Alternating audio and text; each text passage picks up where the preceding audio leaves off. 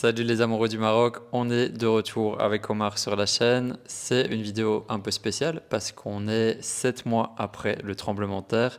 Vous avez été très nombreux à m'envoyer des messages pour demander des nouvelles des familles pour lesquelles on a pu aider un petit peu. Donc voilà, cette vidéo, ça va être le moment de vous donner des nouvelles de chaque personne. Si jamais vous n'avez pas suivi les vidéos qu'on a fait lors du tremblement de terre, je vous mets un lien ici pour connaître, sinon vous allez être un petit peu perdu quand on vous parlera de certaines personnes. Donc là, ça y est, c'est la fin du Ramadan au Maroc. On a fait une première sortie. Enfin, déjà, ce que je voulais dire, c'est que on vous a pas donné des nouvelles publiquement, mais nous, on prend des nouvelles de chaque personne régulièrement.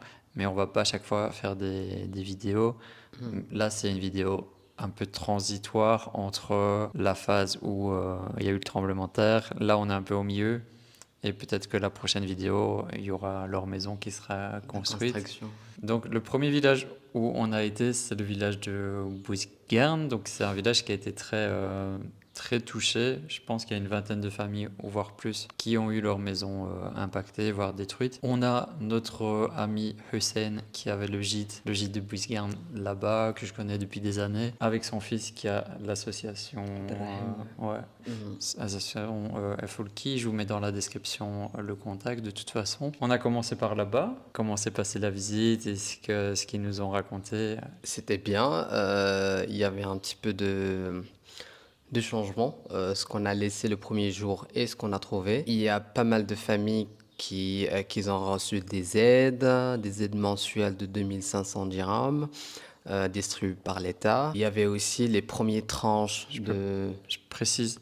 Donc, toutes les familles que leur maison a été partiellement détruite ou totalement détruite, Ouais. tous ceux qui ont été touchés par le tremblement de terre, chaque mois, ils touchent 2500 dirhams de l'État marocain en début du mois.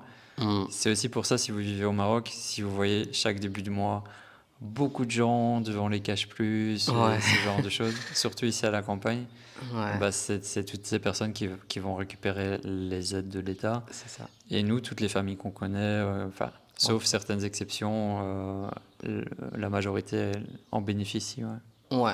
Ouais, c'est ça parce que le premier jour, bon, quand je dis le premier jour, c'est après après le séisme et tout ce qui était. Donc l'État a fait partie aussi des gens qui ont aidé, pas seulement avec les tentes, mais aussi ils ont voilà, inscrit des gens afin de leur envoyer les codes pour bénéficier de ces aides de 2500 dirhams par mois. D'autre part, il y a un autre côté aussi d'aide de l'État, ce qui est une première tranche de subvention pour la construction.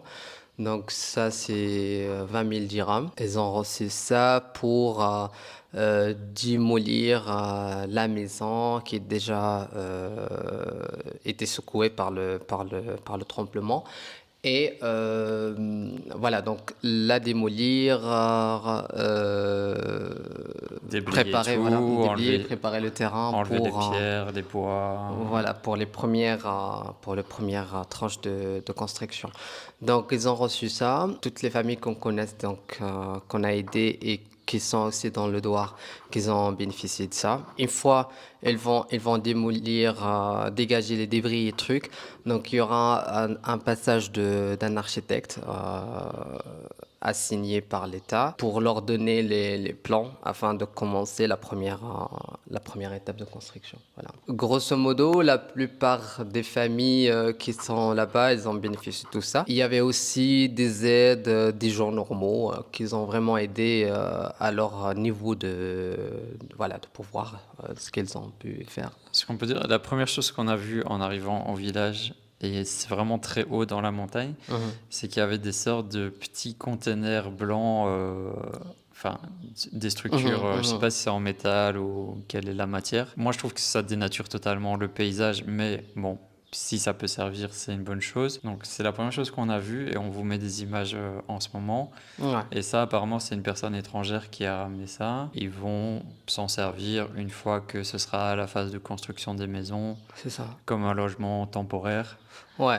Ou si jamais il y a une autre catastrophe qui arrive, ben voilà, il y a ça qui est déjà sur place. C'est ça. Comme décrit par Abdrahim, c'était bien, ça va servir vraiment pour un habitat temporaire, le temps que la maison est en construction. Voilà. Ce qu'on a vu aussi, c'est que ils ont construit une mosquée temporaire où là-bas ils stockaient aussi tout le matériel. Et globalement, bah, chaque personne est occupée à déblayer sa maison, à faire de la place. Voilà, chacun connaît ses limites de son terrain. Ça, c'est ce qu'on a remarqué aussi chez les autres familles. Donc, on va dire que ça a pris du temps, mais ils ont bénéficié de cette aide chaque mois, plus les aides de personnes, bah, des Marocains qui aident et des étrangers. Nous aussi, on essaye de toujours donner quelque chose. Ouais. Donc voilà, pour Bousgarn, c'est en cours. Pour le gîte, on pense pas qu'il va tout détruire. Ouais, parce qu'il y a des parties qui sont encore solides. Ce qui est bien dans le cas de Hessine, que son fils est maçon, donc elle sait construire les maisons et trucs. Donc elle voyait que c'est pas la totalité du gîte qui doit être construit, mais c'est juste des réparations. Donc elle va démolir quasi trois quarts de gîte et le reste, ça va être juste réparé. Donc ce qui est bien pour ce cas, c'est que ça va diminuer un petit peu le coût. Parce que si on répare un quart, les trois quarts à construire, ça c'est un petit peu moins cher. Donc on verra, on vous tiendra au courant quand sera la phase de construction. Nous, on espère qu'ils vont construire avec des matériaux naturels. Je pense que ce ne sera pas le cas partout. Bah, dans les autres villages, je pense qu'ils vont faire des maisons en béton. Mais on vous tiendra au courant de la façon dont c'est fait. Ça a l'air très bien géré, très bien structuré et organisé avec les architectes, avec l'État et tout Ouais. ça. Donc voilà, on est quand même optimiste, mais on verra dans le temps. Donc hier, une journée avant le Eid, ici au Maroc, on a fait la visite à deux familles dans un douar qui est proche à nous. Donc on a fait coup, Chez Rachida et son fils Kamal et c'est son ça. voisin. Ouais, c'est ça. Donc, c'est même pas à 15 kilomètres de chez nous. Même si que c'est loin de l'épicentre, elles avaient aussi leur part Très touché. ouais, c'est ça. Donc, voilà, on a fait la visite hier. On a un petit peu pris de leurs nouvelles, hein, les deux familles. Il y a Rachida qui a déjà démoli la partie de sa maison. Elle a un petit peu préparer le terrain pour le passage d'architecte. Il y a l'autre famille qui ont déjà reçu leur plan. Donc, on a un petit peu vu le plan, moi et Stéphane. Ce qu'on a vu, c'est vraiment bien. Donc, il était un plan de chambre, une cuisine, une salle à manger, et aussi un salle de bain, une douche pour une superficie de 63 mètres 63 mètres carrés. 4 mètres carrés. C'était bien, on a vu que c'est digne, c'est un bon plan pour toute sa famille. Ouais, ça va sûrement s'accélérer là après la fête. Tous ceux qui sont avancés comme ce monsieur-là qui est handicapé d'ailleurs, Ouais, bah, je pense que ça va se faire là dans les semaines qui viennent. Comme on vous a dit avant, on vous tiendra au courant. Je disais à Omar, dans quelques semaines, quelques mois, on sera dans leur nouvelle maison et ce sera un peu bizarre parce qu'on aura connu leur ancienne maison, l'impact du tremblement de terre et maintenant la transformation en une nouvelle maison. Même si ce tremblement de terre a fait beaucoup de victimes et beaucoup de dégâts, pour certaines personnes, c'est aussi positif puisqu'ils vont avoir une nouvelle maison bien c'est ça, structurée, solide. c'est ça. Si jamais il y a d'autres tremblements de terre, on ne sait pas. Au moins, les normes seront appliquées Ouais. et ils seront protégés. Ouais. Ouais. D'ailleurs, de ce que tu as dit, donc ils sont tous contents qu'ils vont changer un petit peu. Tu vois, tout ce climat de préparatif, de construire et trucs, ça leur donne bon, ça allume une petite étincelle là-dedans. Donc voilà, ils sont contents et ils vont vraiment vers ce construction pour revivre, pour un petit peu retourner à leur ancienne vie, quoi. Et Rachida, on lui avait loué une maison à quelques mètres de sa maison. Elle a resté la plupart du temps. Et là, ça fait un mois qu'elle a dû quitter pour X raisons. Elle est revenue là dans son ancienne maison, qui est pas vraiment une maison. Je dirais que c'est une pièce Ouais. sur un sol instable. Ça faisait un peu peur quand on était sur place. Mais je la trouve très courageuse, très forte. Surtout que voilà, elle est seule avec son fils. Elle a un sourire en permanence. Ouais. Elle est très très forte comme femme. Bah, elle vit dans des conditions très difficiles. Donc pour nous, ça nous rappelle aussi qu'on a beaucoup de chance de vivre dans nos conditions et que il y a des gens qui vivent vraiment dans des situations précaires. Donc on espère pour Rachida que ça va aller vite pour qu'elle ait sa nouvelle maison. Ça. Elle était optimiste en nous disant dans un mois je serai dans ma maison.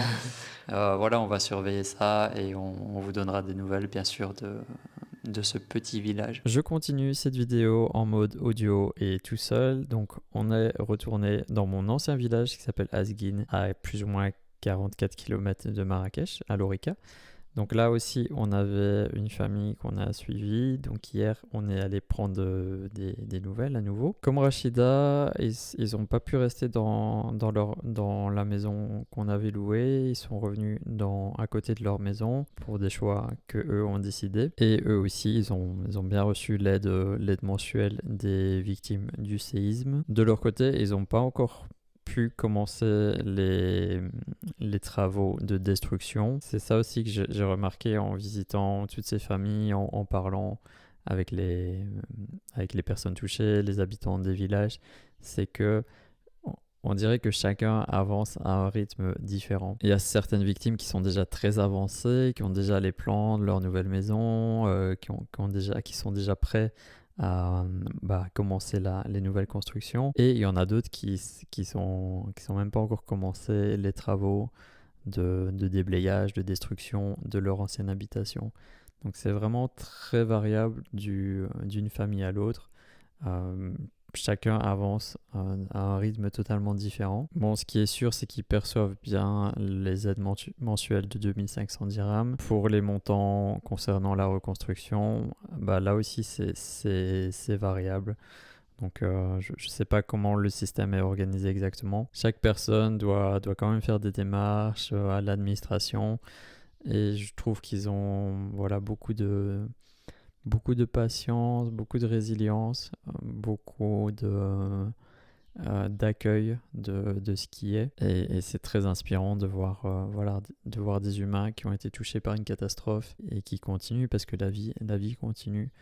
Donc voilà, on espère que cette vidéo vous aura permis d'en savoir un peu plus, de reprendre des nouvelles avec toutes ces familles. Je peux pas vraiment filmer tout ce que nous on voit et tout ce qu'on partage pour le respect de l'image de ces personnes qui n'ont pas forcément envie d'être sur YouTube.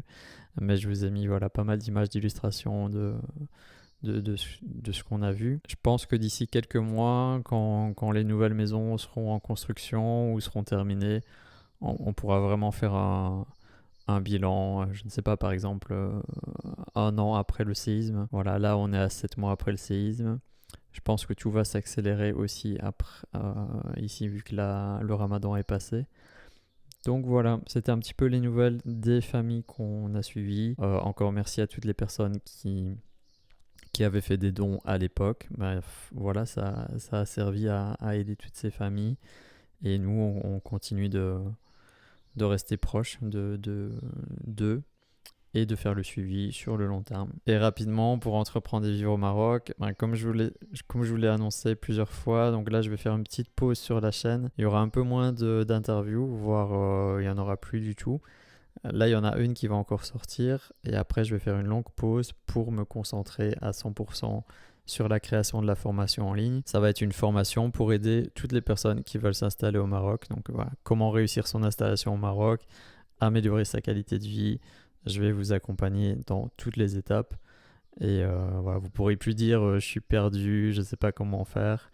Là, je vais vraiment vous accompagner pas à pas. Donc voilà, ça va me demander 3-4 mois de travail pour ça. Donc je suis obligé de faire une petite pause sur la chaîne, mais ne vous inquiétez pas, on reviendra encore plus fort et il y aura quand même du contenu qui sortira, vous verrez. À bientôt, merci.